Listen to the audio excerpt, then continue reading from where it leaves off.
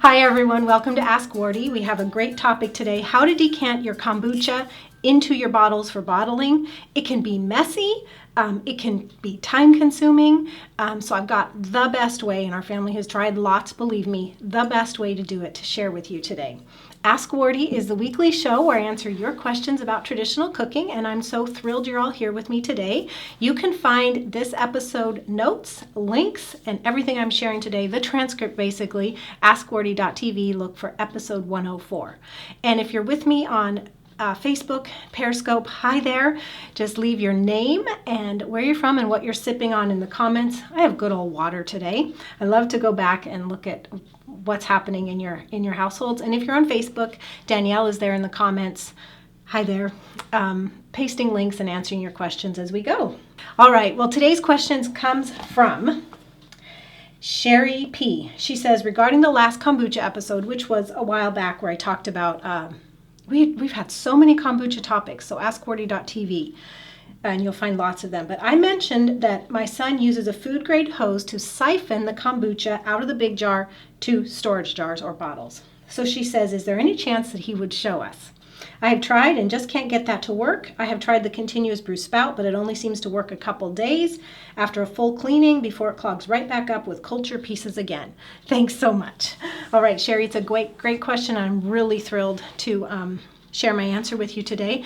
Unfortunately, I can't get my son on here. He's not only fighting a cold, but he just wasn't interested. And because he has been out of commission for a week and a half, I've actually had the kombucha duties. So I have bottled all by myself last week using his contraption, which I'm going to show you here soon.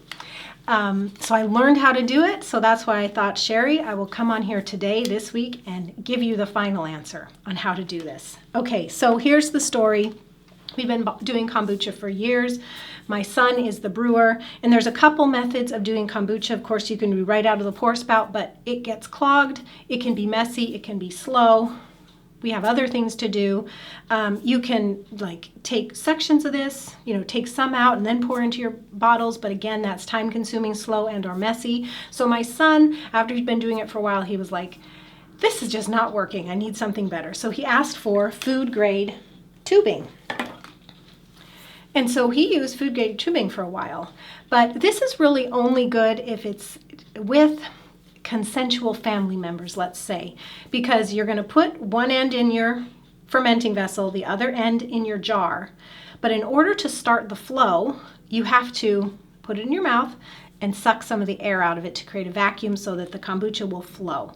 And so that is a downside if you want to be serving your kombucha to other people who, you probably don't want to be giving them your germs if you have any. The other issue is it's just kind of an ick thing. So he was like, I don't want to do this anymore, Mom. Is there something better? So we found what is called an auto bottling siphon. This is an inexpensive piece of equipment that works so well to fast and easily decant your kombucha into bottles. And I'm going to show you how it works. And the reason we like this so much is because it's fast and easy. Once you get the hang of it, you can really control the flow well and just bottle after bottle. And it's not going to involve putting your mouth on the tube because it has a pump thing that gets the flow going. So it's a great solution that I highly recommend. And all you have to do is follow the link that's with this video or this podcast to purchase one yourself on Amazon.com. If you're on Facebook, there's a link in the comments below that Danielle will paste, and I will show you exactly how it's done. So I'm going to open up my fermenting vessel, and whether you're using half-gallon jars, gallon-sized jars, or this is a 2.5-gallon continuous brew system, doesn't matter, but you have a large quantity of kombucha to get into bottles, this is going to work for you.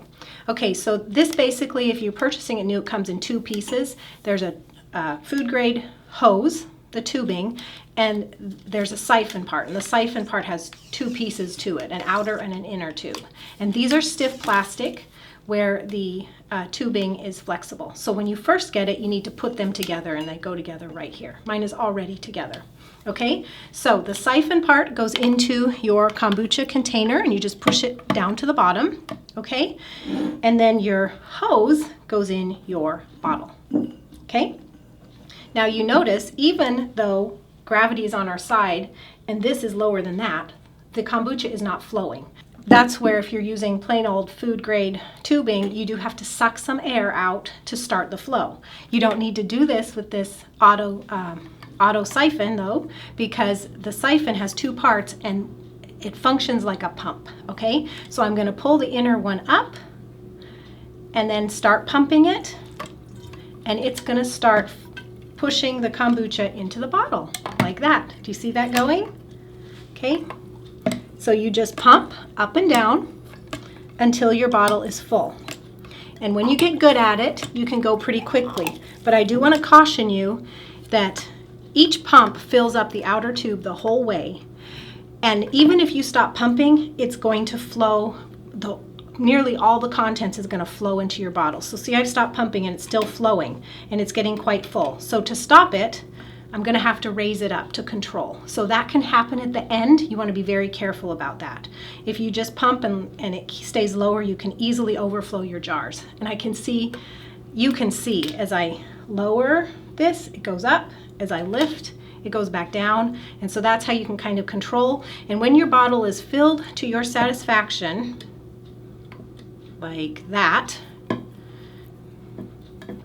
I could actually get it a little more full, but for demonstration purposes, I'll just show you that I'm going to remove the hose and put it back in the big container. Now I've got a bottle here, and if I had just a little bit, that's where I would stick it under the pour spout and I would fill to within 1 inch of the top and then cap it and then continue more bottles. Isn't that easy? No mess, fast, doesn't involve putting your mouth on the spout, so you can feel completely confident serving this to friends and family members without any worry. Plus, just the biggest thing is it's so easy to use and it's so fast. So we really love it. My son is very, very happy about the auto bottling siphon. And so Sherry, that's really what I recommend for you. You can, of course, just get food grade tubing, and it is going to involve putting your mouth on it and sucking it. Maybe for you and your family, that's fine. But if you want to serve to others, or you have family members that are like, ooh, ick, that's where you would want to use the auto bottling siphon. Okay, so basically that's it. That is how you decant your kombucha into bottles fast and easy. If you love kombucha like we do, I have recently put together an ultimate kombucha guide that has my recipe. It answers the question of if you can use honey. It tells you how to second ferment. It goes through all kinds of troubleshooting steps. It tells you how to care for, split your SCOBY, store your SCOBY, everything like that. So you can get that at tradcookschool.com/kguide, where kguide is all one word. Just go there and you'll input your email address, and then I'll send it to your email right away, and then you'll benefit from all the combined and compiled knowledge that we have on kombucha at our site. This has been Ask Wardee. Thanks so much for joining me. If you have a question for future episodes, go to askwardee.tv, and with any show notes, there are instructions to submit your questions for future episodes. I'd love to tackle them on the air. And I hope you all had a great Christmas and you have a happy new year. God bless you. Thanks for joining me. Bye-bye.